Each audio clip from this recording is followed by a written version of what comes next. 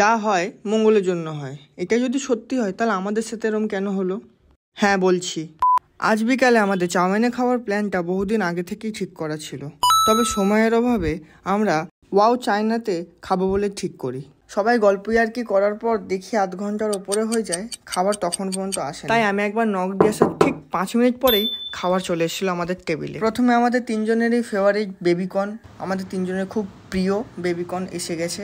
রিয়া দিয়া শঙ্খদীপ দা ভেজ খাবে যেহেতু, এই কারণে আমি ওদের জন্য ভেজ মাঞ্চুরিয়ান অর্ডার দিয়েছিলাম আর আমার জন্য chilli chicken fried rice. Wow চায়নাতে একটা জিনিস খুব ভালো, এটা প্রত্যেকটা খাবারের প্যাকেজিং বা ক্রেটটা বাদে সবটাই ইউজ অ্যান্ড থ্রো করে। একটু ম্যানেজারের বক্তৃতা আমি একা কেন শুনবো, আপনারাও শুনুন। আর আমাদের ড্রিঙ্কসের মধ্যে ছিল শুধু 2টো কোকাকোলা, এর থেকে বেশি আর কিছু নেইনি। সব খাবার ফিনিশ করার পর আমরা বাইরে চায়ের দোকান থেকে 2টো কোল্ড ড্রিঙ্কস, একটা ফান্টা আর একখানা লিমকা কিনে খাওয়া দাওয়ার পরে বিদায় জানিয়ে ঘরের উদ্দেশ্যে রওনা দেই। আজকের মতো এতটুকুই, আবার দেখা হচ্ছে নতুন কোনো ব্লগে।